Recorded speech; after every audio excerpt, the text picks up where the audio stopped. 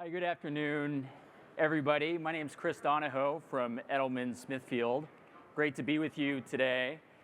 I'm really excited about this session. We're going to take the next 30 to 40 minutes and explore strategies for building trust in AI and building trust in emerging technologies. Really, this is meant for any business leader, community leader, entrepreneur for whom adoption of emerging technologies is an important factor in the success of your venture or your business.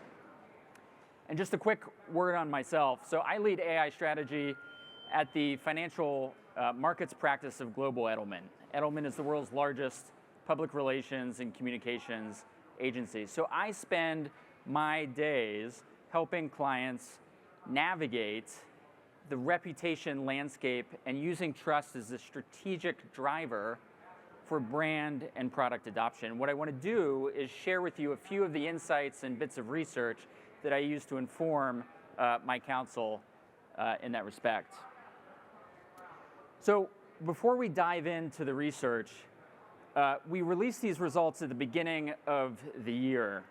And coming out of 2023, I think artificial intelligence was still in a honeymoon period. There were concerns, certainly about the existential risk, but society and media and the popular conversation had not really woken up to some of the more tangible risks and concerns. I think now, over the course of this year, those concerns, things like energy intensity, climate risk, impact to underrepresented populations, have become, or society has become much more aware of those things, and it's driving a lot more of the conversation, and it's making the research that we'll walk through here in a minute, I think, all the more tangible and applicable. I like to hook everyone at the start with a little talk about methodology. So all of the insights and findings that I'll share with you over the next few minutes come from the Edelman Trust Barometer. The Edelman Trust Barometer is an annual global study that we have conducted over the past quarter century, the past 25 years. And we field this study in 28 different countries, and the results are drawn from a sample of more than 32,000 respondents across the globe. So the data is really rich and really representative of what we're seeing out there in the population. And so I think the challenge for us today, and I want to make this a really practical conversation, is to determine how we can navigate today's trust environment to encourage society's embrace rather than rejection of artificial intelligence. And some of the things are specifically applicable to AI, but many of the principles also apply to other emerging technologies like mRNA vaccines, or genetically modified food and things like that. And I said I want to make this practical. So over the course of this presentation, we're going to keep coming back to the AI Trust Roadmap. I want to leave you with 4 specific things that I want you to know when you leave here, and 4 specific things that I think you can do tomorrow based on these insights.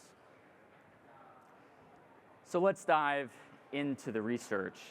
And I want to start, before we look at AI specifically, by giving an overview of some of the major trends we saw this year with respect to the landscape of trust in society.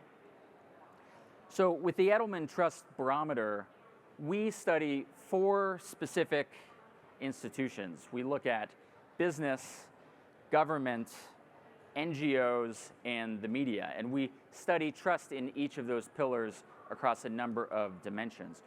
One of the trends that has become really pronounced over the past several years is a significant stratification, a trust spread between trust in each of these individual institutions. So you can see here, business is the most trusted institution currently. And I'm placing this on an XY axis. The X-axis is people's perceptions of that institution's competence or lack of competence to do its job.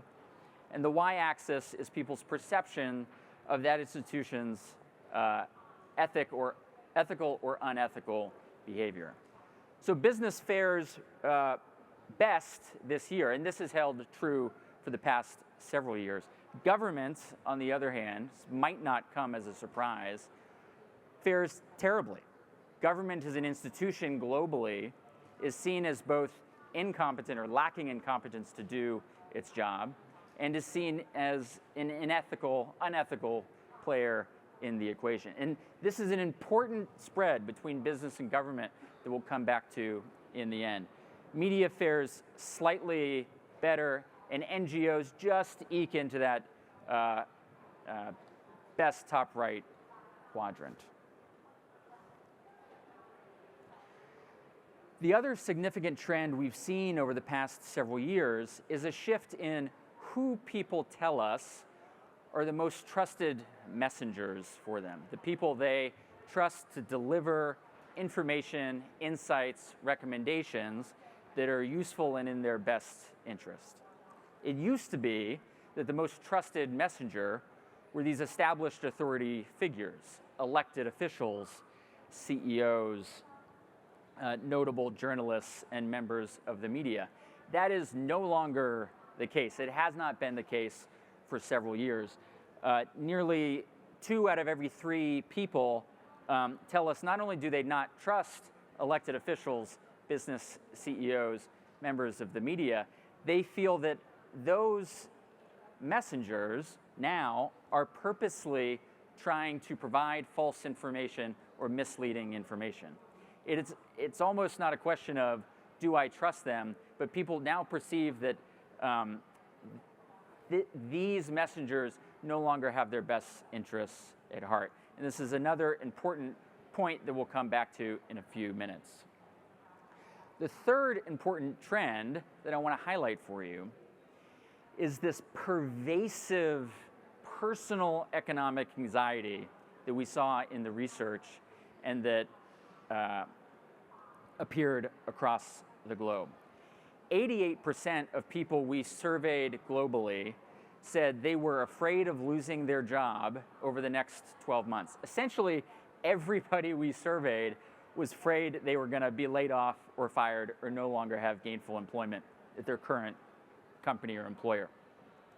My own agency has gone through multiple rounds of layoffs in the past couple years. I'm one of these 88%, right? So there's this almost universal personal economic anxiety that's out there, and I think that informs much of what they eventually told us about their trust in AI and emerging technologies as well. And that 88% even outpaces people's fear of legitimate existential threats, nuclear war, climate change, and the like. This universal economic anxiety is an incredibly powerful and notable feature in the trust landscape that we see in 2024. Now let's dig a little bit deeper and begin to look at trust in AI specifically. So we asked people, looking at these 4 institutions that we study, do you trust them, that institution, to introduce innovations and emerging technology effectively into society? What do I mean by introduce AI and emerging technology into society? What we meant by that, and what we provided as part of the question, is, we're asking, do you trust that this institution helps to implement this technology in a manner that is safe and reduces harm to people, in a manner that maximizes the benefits to the broadest number of people in society, that they implement and introduce this technology in a manner that provides the greatest access to this technology in society, right? And people are really concerned, they have this sense, particularly with AI, that the benefits of the technology just might accrue to the wealthy and the well-connected, and that broad swaths of society will not have access to this emerging technology and capabilities that they need to improve their station in life. One of the other interesting characteristics we saw when we looked at trust in technology is that trust in individual industries or sectors did not translate to product level trust. So I've pulled out here the top row shows measures of trust in particular sectors: technology, healthcare, climate tech, food and beverage. And then the bottom row is examples of emerging technologies in each of those sectors. And what you can see is that trust in sectors is actually very high. People really trust the healthcare sector. They really trust the technology sector. These have been actually some of the most trusted sectors for more than a decade now. But when you begin to ask people, do you trust the products and solutions and technology that sector or industry is bringing to market or putting to work in your community or in your company? Trust craters. And it craters by almost 25 points. And this applies for the technology sector and trust in AI as well. And so what we find ourselves in is this position where societies broadly, societies across the globe, are kind of on the fence about whether they want to reject AI as an emerging technology in our lives or whether they want to embrace it. Some technologies like green energy tech that have been around more, that people are more familiar with, have found their way into the embrace category. Other technologies like GMO foods have a big hole to dig out of. But for AI specifically, in this moment of time, people are on the fence. They're evaluating, is this going to be good for me? Is this going to be good for people like me and my community and my neighbors and the people I work with? And over the next few minutes, I want to give you practical examples for how you can move people in the positive, or off the fence in the positive direction. Another important trend that we have seen is an emergence of new valued messengers when it comes to communicating about emerging technologies and artificial intelligence. So if you'll recall at the beginning of the presentation, I talked about how elected officials, government leaders, company CEOs are no longer those trusted authority figures. They're no longer trusted to deliver accurate and beneficial information to people. But we did ask people, who would you trust to deliver that information, to help educate you about this technology and how to use it and how to benefit from it? And people were very clear. They said there's two types of people that I trust to give me accurate information, to have my best interests at heart.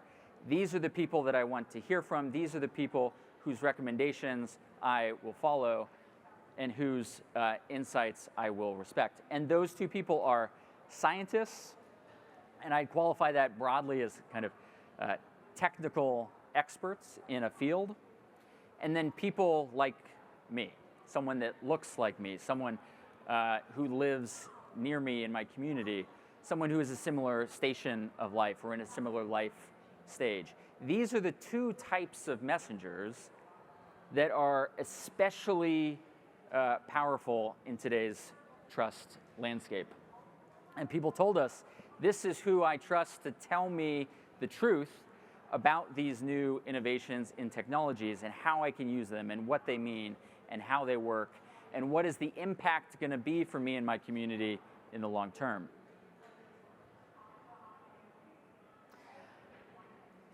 The other thing people told us across the globe is that they, by a 2-to-1 margin, do not think that they and people like them have control over how AI is going to impact their lives. So layer this on what we know about the pervasive personal economic anxiety that we see out there. People are looking at AI and the rapid pace of capability improvement and dissemination in society. And they're saying, I have a sense this is going to have a material impact on my life and my community moving forward. I don't feel like I have any control over what that impact is going to be. And by the way, I'm already really anxious about my economic future. The other thing, apologies if you can't see this in the back, but to draw your attention to it, these are the 28 countries we surveyed globally.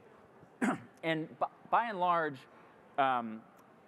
the countries where people felt like they had the most control over AI and how it would impact their lives were in the developing nations. Malaysia, Indonesia, UAE, and some Middle Eastern countries.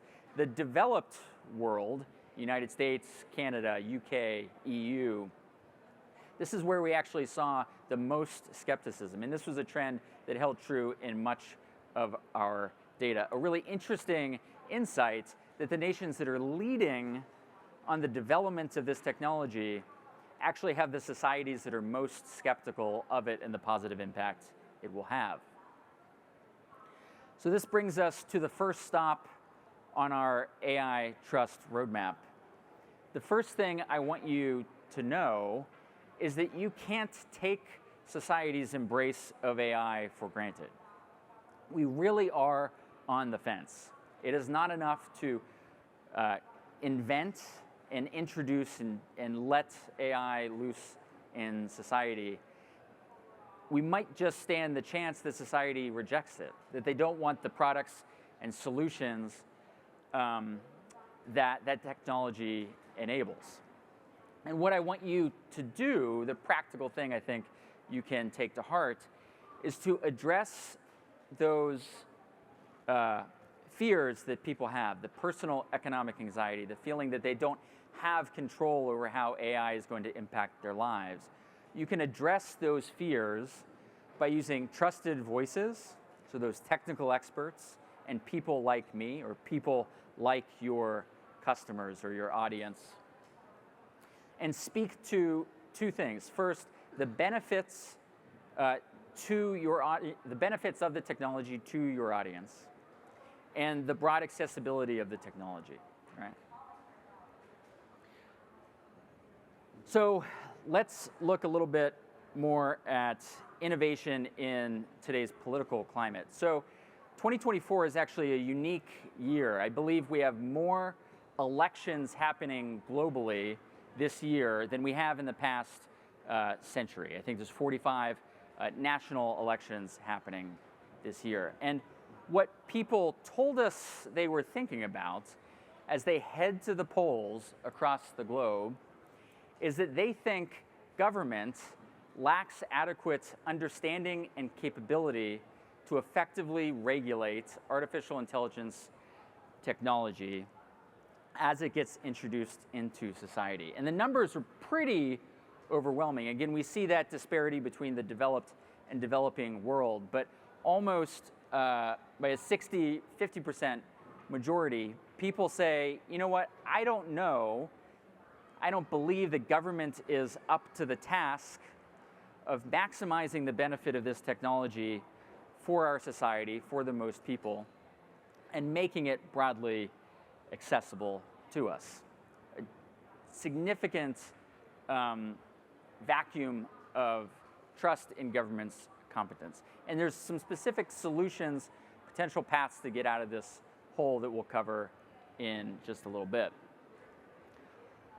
One of the reasons they lack trust in government competence is that they fear or perceive by a 2-to-1 margin that innovation in society is being poorly managed. And what do we mean by that? They mean that they don't trust that businesses and NGOs, for example, are introducing these technologies in a safe manner to society, to their customers. They don't trust that government can effectively regulate this technology. They don't trust, in many respects, that government truly understands the technology at the end of the day. And they have real suspicions that politics and money and connections aren't going to influence the path of technology and AI's introduction into our society. They desperately want politics and money to be independent of how we apply this technology in our lives and how we bring about its benefits to the most people. But they have this sneaking suspicion that those benefits might just accrue to the wealthy and the well-connected. And this fear that innovation is being poorly managed is one of the most pervasive perceptions we saw in the data this year. So we see almost by a 2-to-1 margin across the globe, people fear on a country-by-country basis that AI and innovation is being poorly managed as it's being introduced. We also cut this data by income level, high, medium, low income, and the results were nearly identical. So your income actually doesn't have a huge impact on your fear or your perception of innovation's management or effective management of innovation's introduction into society. Your gender also does not have a significant impact on your perceptions as well. We cut it by men and women, and the results were nearly identical. We also cut it by age, and again did not see a statistically significant difference in your perception of the poor or good management of innovation in society. We also cut it by political ideology. Now remember, this is a global study, so we categorize political ideology according to left and right leanings. And this chart shows the net difference between the perception of innovation's effective management and introduction to society by political leaning. And there is almost no difference across the countries that we surveyed. So people have this pervasive economic anxiety. They don't trust that government is up to the task. And they are already developing this perception that AI perhaps isn't being introduced to our world, to our lives, in the best fashion. And again, I want to come back to this idea that there's an interesting dichotomy between the developed and the developing world. This chart shows a simple measure of whether people say they are embracing AI or rejecting AI on a country-by-country basis. And we see for the developed nations, here on the left side of the chart, that is where we see the most active rejection at the moment. And the developing nations is where we see the highest likelihood to embrace. Now, why is this?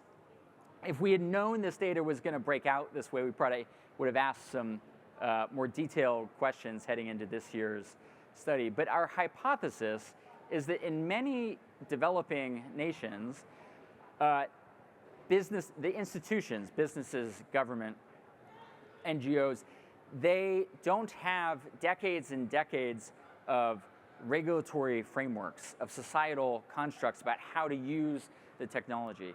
And so developing nations, our hypothesis is that they are much more well-equipped and much more able to demonstrate real tangible benefits of AI's introduction into the world for their populations. They can demonstrate those benefits and distribute technology and provide broad access much more easily than we can in developed nations with a lot more rigid frameworks, constructs, and legal requirements. And so this brings us to our second stop on the AI Trust Roadmap. The second thing I want you to take away from this is that perceptions of mismanaged innovation is what drives rejection of the technology. If we want to encourage society's embrace of emerging technology, society's embrace of AI, we have to convince people that its introduction into society is being managed well. And it's being managed well by all of the institutions that we talked about, the private sector, the public sector, and the institutions in between.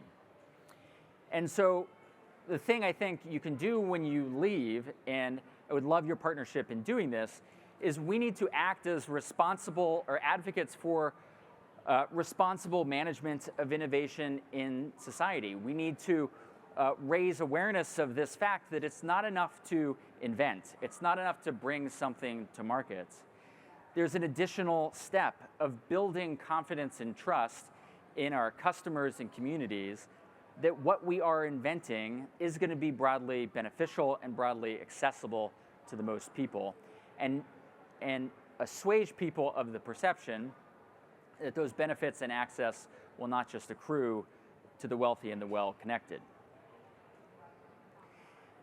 And scientists and technical experts have a really important role to play in this. You'll remember, I've touched on it a few times, that the most trusted messenger today is a technical expert. It is a scientist. They're kind of the last bastion of trusted authority we have in society at the moment. And so it's time for scientists, academia, technical researchers to come down out of an ivory tower and to engage and interact with members of society, with our customers and the like. And this can be applied very tangibly in your own company, and we'll explore that in just a minute. So we asked people across a handful of different types of roles or different types of people, who do you believe should have a big role in managing the introduction of innovation into society? And people did not tell us that it was government leaders. They did not tell us that it was the CEOs of the companies inventing these technologies. They told us that it is the technical experts, it is the scientists that should have the biggest role in helping to manage the introduction of AI and emerging technologies into society. And if we can demonstrate that these technical experts have an active role in the management of the introduction of AI into society, we can swing people from this stance of active rejection of AI to a position of active embrace. We asked people here, do you have confidence that innovations are being evaluated by scientists and technical experts as they're being developed or as they are being introduced? And we broke this down by people that said they had low confidence in scientists' role in that process, and people who said they had high confidence. And what you can see is, if you can build people's confidence that scientists and technical experts have a critical role in managing the introduction of these technologies into society, you see this dramatic shift towards embrace, right? So the inventors, the scientists, the software engineers, the technical experts that might be those of you in the audience, our colleagues, critical members of our product development teams, these are actually really important components of how we can build trust in the solutions and products that we bring to market. We also ask people, looking at each institution, what is important for you when it comes to that institution and how that institution can earn and keep your trust that they are being good managers of innovation in society. And one thing bubbled to the top. The way people said you can build and keep my trust is you need to give me a forum to voice my concerns and to ask questions. People do not feel like they have a voice. They do not feel like they have agency in this remarkable onslaught of innovation that we're all experiencing. And they don't feel like they have that agency in an environment where they're also experiencing that intense personal economic anxiety. People say they want to be heard and they want a forum to ask questions. And so this brings us to the third stop on our AI trust roadmap. The third thing I want you to know is that scientists, technical experts, must have a two-way dialogue with the people. Again, it's not enough to invent and deploy. It needs to be, excuse me, a constructive and active dialogue with your communities, with your customers, and with the societies in which you operate.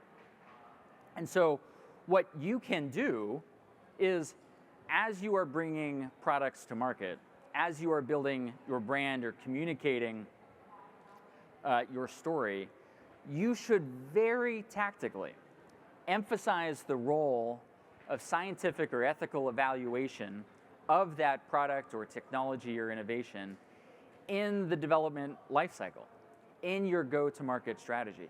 This is a key prerequisite that people told us they want to see in order for them to embrace this technology that you bring to market. And so not only do you need to demonstrate the role of technical experts in that development cycle and go-to-market efforts, but also demonstrate how you're listening to the concerns that people are voicing. And those concerns will be a little bit different. They'll be nuanced depending on the communities that you operate in and the markets that you operate in. But demonstrating that you're listening, creating that forum, and showing that scientists and ethicists have an active role in developing these innovations and helping you understand how to effectively introduce them into these markets is a really critical component of that. But it's not all doom and gloom. People also gave us some very prescriptive guidance that we can follow to, again, move people from this stance of active rejection of AI and emerging tech to active embrace. So we asked people, or we took the subset of people that said they are less than enthusiastic about AI, and we said, why is that? What concerns you the most? What is driving your lack of enthusiasm in this technology? And interestingly, it wasn't job security. It wasn't the broad social inequalities. What surfaced to the top in this moment of time, again, we fielded this earlier this year, is people said they lack enthusiasm because of concerns around privacy, right? I've heard at a lot of sessions over the past day and a half, this talk about the correlation between the capabilities that AI manifests for us being directly correlated to the data and the personal data that we can bring to bear in those models. And I think people have an intuitive understanding that as capabilities increase and as these technologies look for increasingly hyper-personal information, that privacy and security concerns are really paramount. The second thing they noted is that they are really concerned about what AI's impact will be on what it means to be human. They are concerned that the introduction of AI into society might devalue human labor, human creativity, and ingenuity. So at least among the people that say, you know what, I'm lacking some enthusiasm, I'm not super jazzed about this whole AI thing, those people told us they aren't super jazzed because of these concerns around privacy and because of some of the effects and impacts to what it means to be human in today's world. But we asked people as well, what would make you feel more enthusiastic about AI and more enthusiastic about growing use of AI in society? And people gave us very prescriptive guidance that largely aligned with a lot of the insights and research we already saw.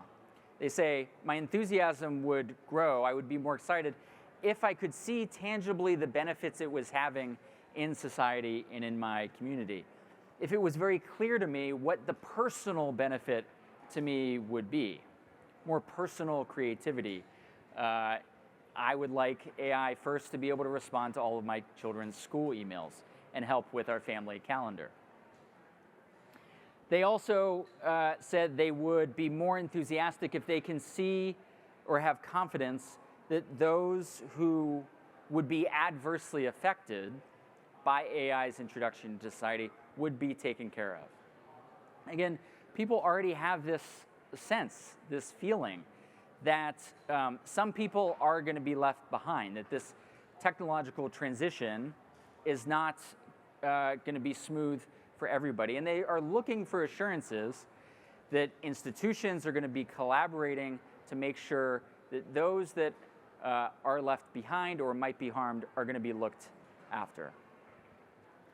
They are also looking for specific actions from the institutions. They're looking for the private sector, the businesses, excuse me, that are developing AI, that are building products around it, to demonstrate that they are thoroughly testing the technology. If you can demonstrate that, you can build enthusiasm in AI. They also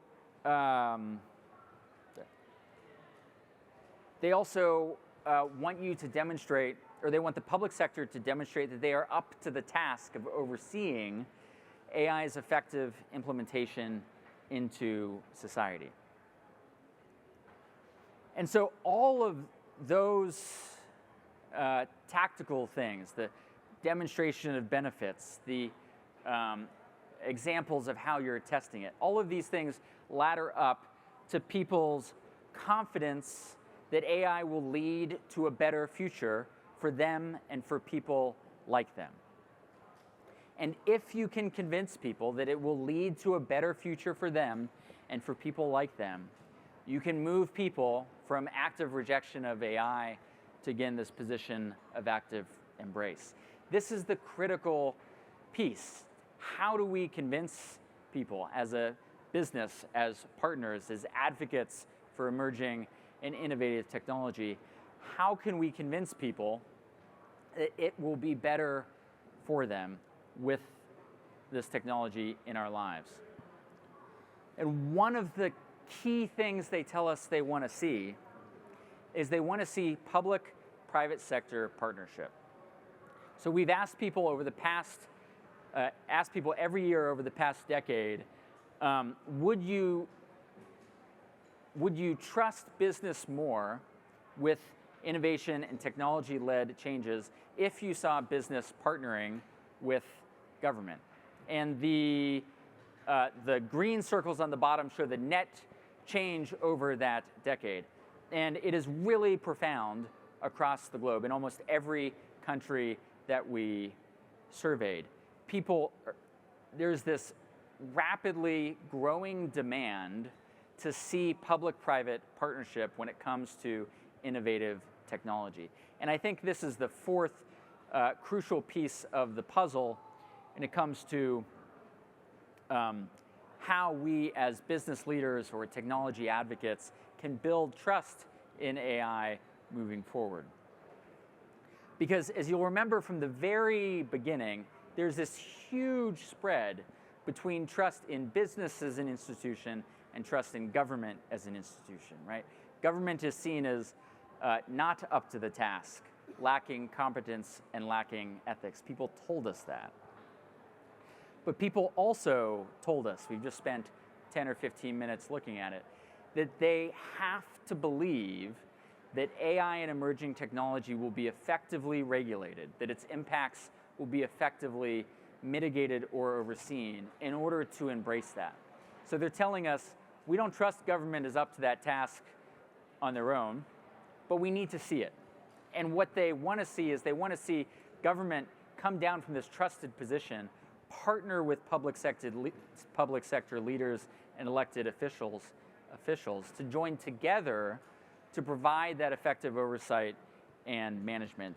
And again, if you can convince people or impress upon people this impression that AI will be effectively regulated in society, they move, once again, from active rejection to active embrace. And so this brings us to our fourth and final stop on the AI trust roadmap. The fourth thing I want you to know and to remember when you leave here is that effective regulation and perceptions of effective regulation of AI are critical to society's embrace of the technology. And what people need to see in order to believe in that effective regulation is they need to see businesses and government partnering together. And so if you are a business leader or an entrepreneur or a technology advocate, you need to ask yourself, what can I do tomorrow to feed that demand we see in society and communities and the markets we're serving? How can I feed that demand to demonstrate public-private partnership in providing effective oversight and regulation of the technology? So I hope you've enjoyed this walk through this research. I hope you found it practical and insightful. These are some of the things that I think about regularly as I'm advising clients and partners in my own work. And that's what I have for you today. Thank you guys so much for your time. Happy to chat with anyone afterwards if you have any questions or want to dig a little bit deeper. Thank you guys so much.